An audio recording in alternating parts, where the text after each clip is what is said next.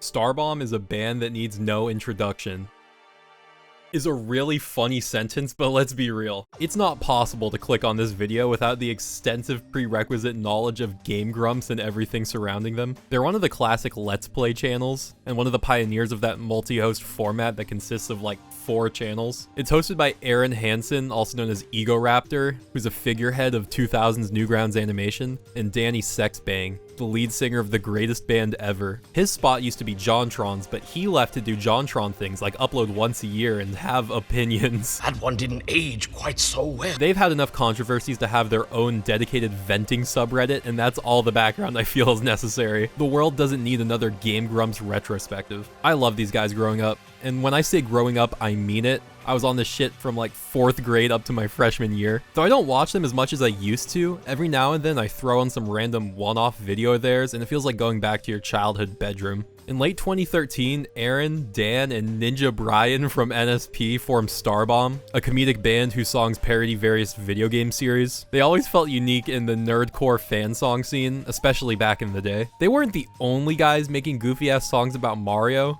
but they were some of the only ones who made a goofy-ass song about the old guy from Zelda being a sex pervert. Oh god, that's not a sword, it's your dick in disguise. Yes, I can. The joke of most of their songs usually boils down to, wouldn't it be funny if Mario was just trying to crack Peach, or like, man, Samus is pretty hot, that's funny. You'd think it'd get old after a while, but for me it never really did. It was more of a thing where all the songs just blended together. They had a very defined musical style as well, at least on the first 2 albums. The production ranges anywhere from proto-2-Hollis to music that you'd hear in a 201 plug-and-play console's lawn cutting game. He was shitty and small and had low self-esteem. The majority of their songs parody Nintendo games, and while some variety would be nice, this is the only stuff I could imagine Game Grumps singing about. There's a distinction between the guys who would review NES games and the guys who played Franbo, and Game Grumps was always closer to the Nintendo YouTuber camp than the Corpse Party camp. They debuted right on the cusp of the indie game explosion that even had Rhett and Link making FNAF songs, so it's pretty surprising that they never really delved into the indie world, or even just anything less mainstream across their 4 albums. As a musician myself, Starbomb always made me want to make something like this on my own, which I kind of did by making fucking My Hero Academia meme rap songs in 6th grade,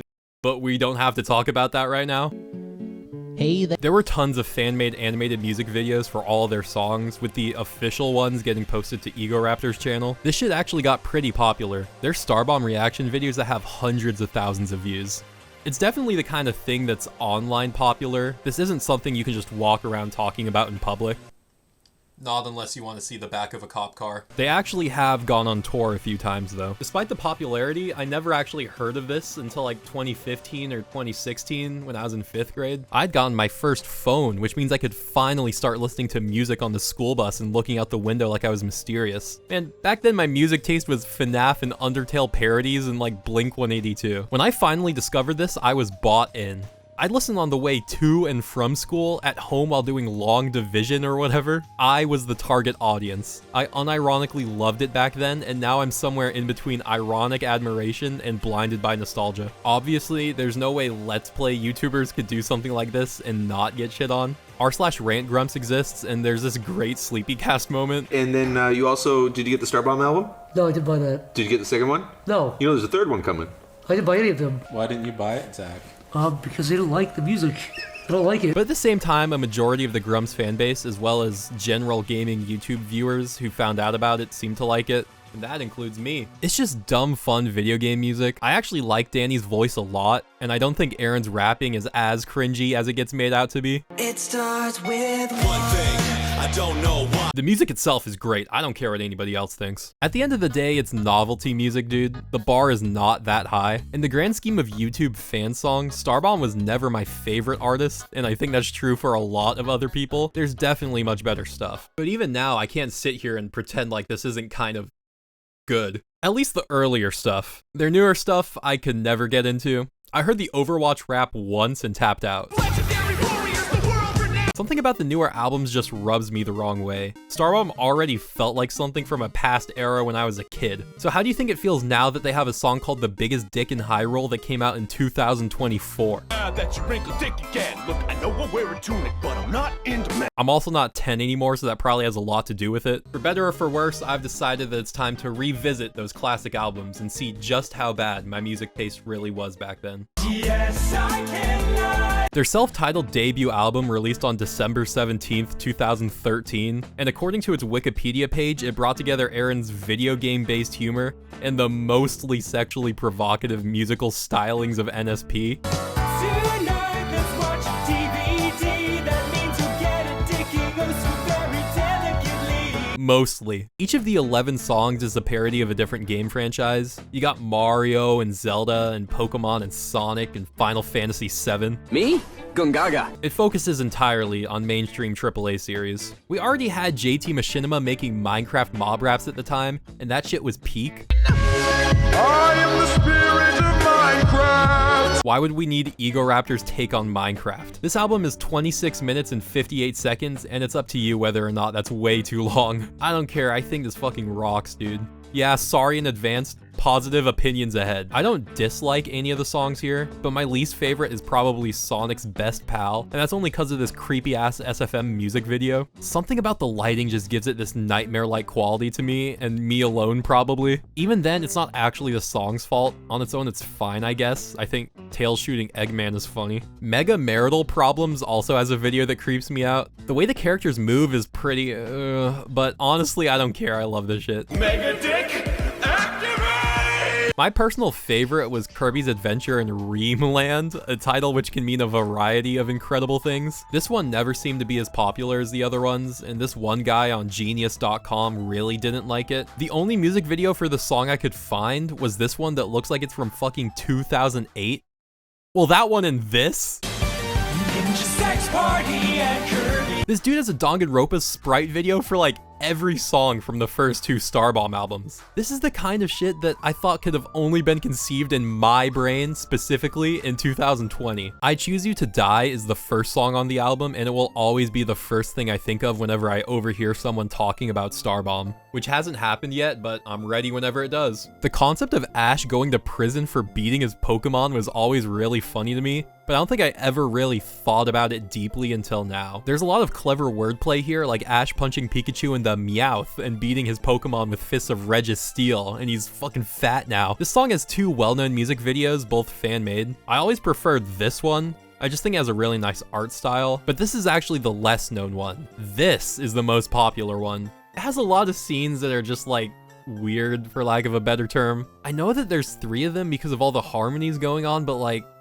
why are there 3 of them? Luigi's Ballad and It's Dangerous to Go Alone are both classics. The contrast between Luigi trying to be all wholesome and Mario being such an over-the-top sleazeball is awesome. Of course, this is the most replayed part. I choose Toad. Toad?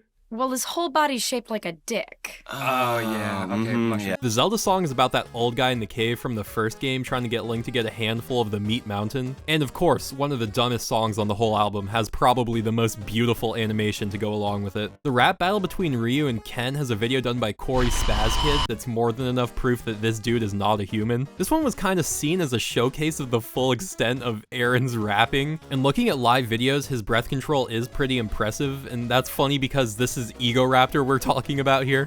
We'll show those girl gamers that guy gamers can game just as good as they can. The simple plot of Final Fantasy VII is the final song on the album, and as the title implies, it's a summary of FF7's plot. I love Final Fantasy VII, pretty much everyone ever does, but I don't know, I never thought of its plot as being super confusing or even that long when it comes down to it, but that really could just be my modern perspective. Shit was different back in the day. Me? Gungaga. The beat is reminiscent of the game's soundtrack.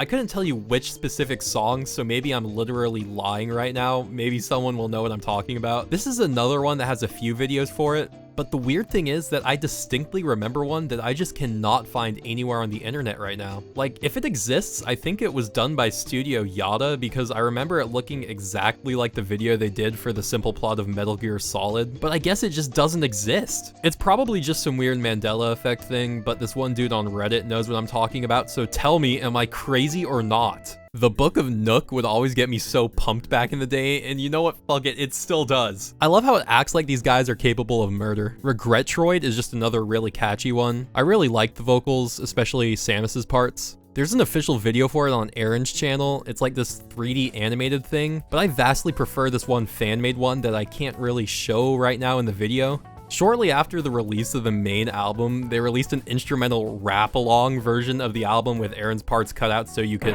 rap along to your favorite Starbomb song. At some point along the line, not sure when because the original upload is literally gone, Aaron posted this video to his channel with a bunch of YouTubers rapping the verses, and this shit deserves to be in the Library of Congress. James Rolfe, Markiplier, and even Smooth McGroove appear. Holy throwback. But then at the same time, there's also Gerard the Completionist and Pro Jared, so it's not too hard to see why Aaron deleted this. Something about this is so endearing. They're barely ever on time with the song, but these guys are really putting their heart into this. To be fair, it seems like none of them even had the track playing while they recorded their parts, which is really funny in itself. James Rolfe couldn't even get it going in the first place. He's just at the end like, "I'm so sorry, Mr. Egoraptor, sir." Mr. Egoraptor, sir. Overall, I do think this album is good, even without my fond memories of being the only kid in school tapped into this. I'm definitely at the point in my life where I've moved on from that, "oh my god, this is so cringe, how did I like that?" mentality that everyone falls into during high school. And whether or not you actually enjoy the album, I feel like there's clear effort put into this project and that they were passionate about every single penis joke they made. That's about the only complaint I have. A lot of the lyrics are just the same sex jokes over and over. Each song stands out in its own way musically. This isn't just a bunch of low effort nonsense slapped together. I'm pretty sure the album was entirely produced by Ninja Brian, which I really hope is the case because it's funny imagining this guy coming up with all this happy ass synth music. The album actually made it to the charts as well, peaking at 102 on the Billboard 200 and getting into the top 20 on various other lists. It got to number 6 on the top rap albums chart. That can't have all been Game Grumps fans. There's gotta be people who discovered Starbomb completely by chance and actually liked it. I understand why some people were so critical of this even back when it first dropped, but in my opinion, you've just gotta see it for what it is. This isn't a masterpiece. This probably isn't even a technically great album. It's just dumb, stupid, fun video game parody music. You knew what you were getting into.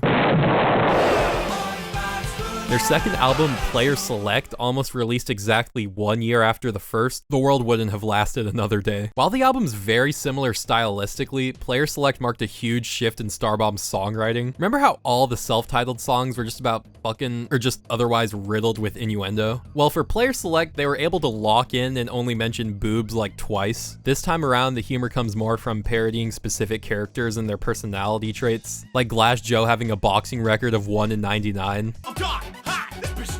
Something else new with this album is the inclusion of 2 skits alongside the 10 full songs. Toad Joins the Band is about Toad joining Mario and Luigi's band as the singer, except he sounds like Toad, and they decide not to boot him since his whole body's shaped like a dick though. Atari Mystery Hour is like some old-timey radio drama about how one of the Pong paddles got killed and the Pong ball is missing. I don't mind the inclusion of either one, but they are the sort of thing that you just skip every time after you hear it once. You son of a bitch! The opening track, Smash, is probably the best Starbomb song overall in my opinion. I just have to remember my words. It features Markiplier as the announcer. Do I need to say anything else? Fun fact, this song is where I heard the word chode for the first time, which I proceeded to look up on Google as a 10-year-old little boy. This is another song that makes me realize that I genuinely do like Danny's singing, especially towards the end of the song. The music video is done by Studio Yada once again, and is also one of their best videos, at the very least because of this 2-second long scene where he's hitting the fucking Giorno. And yes, this is the most replayed section. I love this feature. Robots in Need of Disguise went triple platinum in my house because not only was I obsessed with Transformers as a kid, We went to get you a tighter shirt. There isn't a tighter shirt. We checked. but I also thought the idea of them turning into sandwiches and piles of dirt was the funniest shit I'd ever heard of. Now how about I park my foot in your ass? What size shoe do you wear? The Hero of Rhyme, Inky's Lament, and the simple plot of Metal Gear Solid are all decent songs that I just have nothing to say about. Nothing about them really stands out to me. They're all just Another Starbomb song. This is my main issue with this album. It doesn't feel like a progression, it's just more of what they did on the first album, which isn't necessarily an issue when the total runtime of their entire comedy music career wasn't even an hour long at this point. It just makes it a little difficult to talk about this without sounding like I'm repeating everything I said already. But even with that in mind, I just thought a few of these songs are kind of forgettable. I was reminded of God of No More's existence every time I listened to the album while writing this video.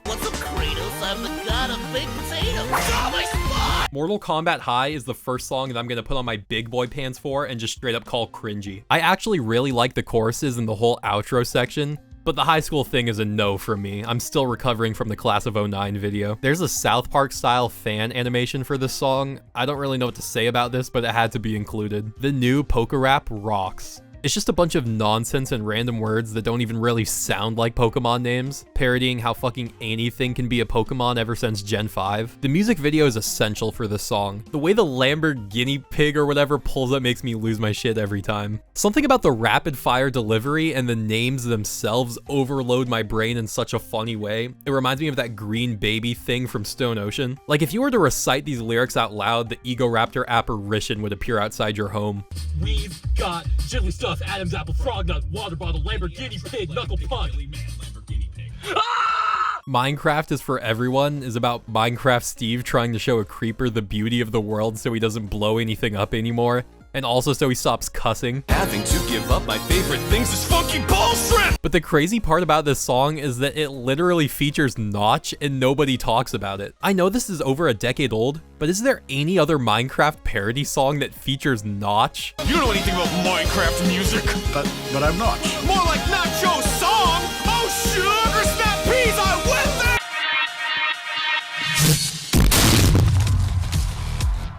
I don't know if this song ever comes up in videos looking back on old Minecraft parodies. What I'm saying is this video with almost 16 million views needs more attention. Also, the video was done by Rubber Ninja and has Pro Jared in it. I'm sorry, but the jokes write themselves. I'm Pro Jared. Glass Joe's Title Fight was one of the only songs I had on iTunes for a minute back in the day, so I'd legit listen to it like 9 times a day. Yeah, I bought this shit. There's this really cool animation collab video.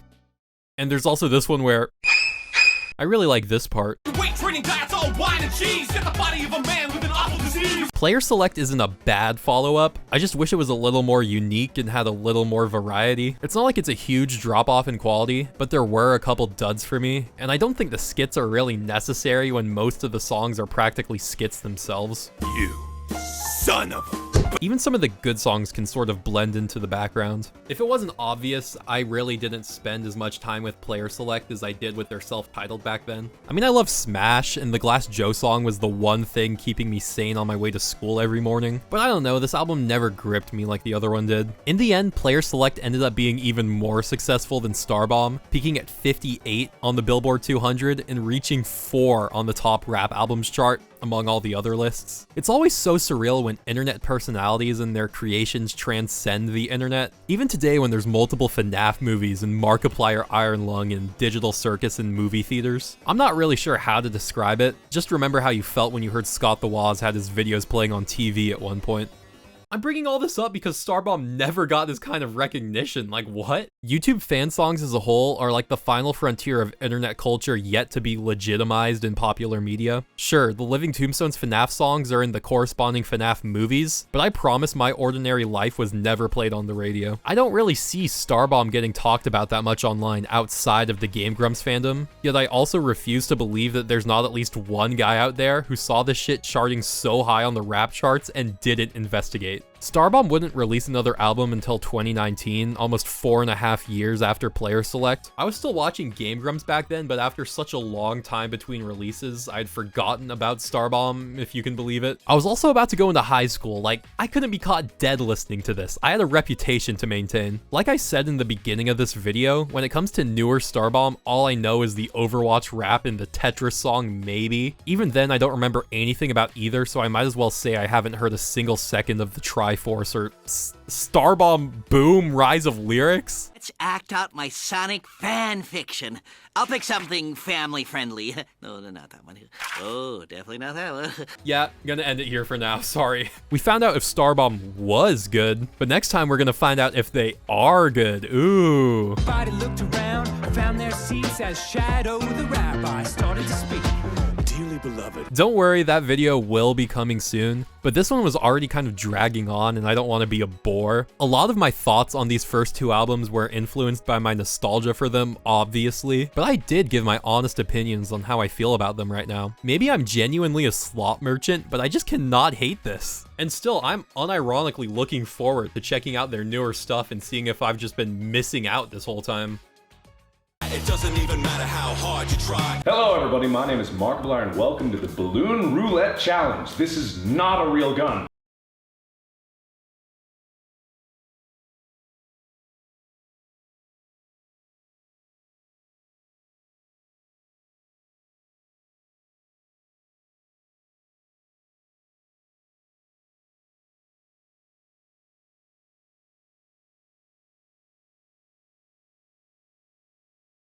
Didn't age quite so well.